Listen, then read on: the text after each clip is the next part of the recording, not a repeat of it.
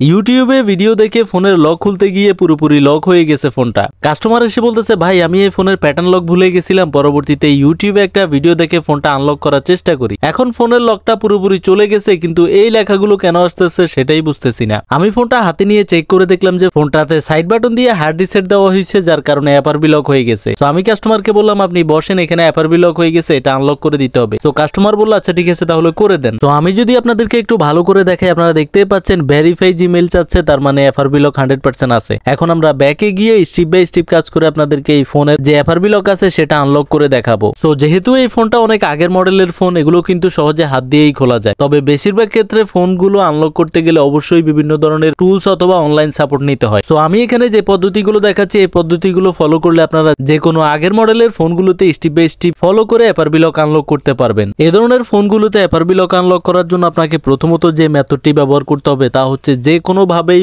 বিভিন্ন মেথড ব্যবহার করে ক্রোম ওপেন করতে হবে। ক্রোম ওপেন করার পর আমাদেরকে উপরে সার্চ বারে গিয়ে লিখতে হবে অ্যাড্রোম, অথবা আপনি চাইলে আরো থার্ড পার্টি অনেকগুলো ওয়েবসাইট আছে, আমি যেহেতু অ্যাড্রোম বেশি ব্যবহার করি অ্যাড্রোম ওপেন করবেন। অ্যাড্রোম ওপেন করার পর এখানে একটু নিচে আসলে দেখবেন স্ক্রিন লক লেখা আছে, এই স্ক্রিন লকে ক্লিক করবেন। এখান থেকে আপনি চাইলে প্যাটার্ন অথবা পিন নতুন করে একটা সেট করে নিতে পারবেন। আপনারা দেখতেই পাচ্ছেন আমি খুব সুন্দরভাবে এখানে একটা প্যাটার্ন লক দিয়ে দিয়েছি। এন্ড প্যাটার্ন লক কনফার্ম করার পর আমরা ফোনটাকে বন্ধ করে চালু করব, এবং চালু করে আমরা যে অপশনগুলো আসবে সামনে সেগুলো সবগুলো স্কিপ করতে থাকবো। আপনারা দেখতেই পাচ্ছেন আমি ফোনটা চালু করেছি, এন্ড চালু করার পর এখানে কিন্তু লক চাচ্ছে, আমরা লকটা দিয়ে দিয়েছি। এন্ড সামনের দিকে যতগুলো অপশন আসবে সবগুলোতেই আমরা স্কিপে ক্লিক করতে থাকবো। এন্ড স্কিপ নেক্সট ক্লিক করতে করতে আপনারা দেখতেই পাচ্ছেন আমাদের ফোনটা কিন্তু পুরোপুরি আনলক হয়ে গিয়েছে, তার মানে আমাদের সমস্যাটির সমাধান হয়ে গিয়েছে।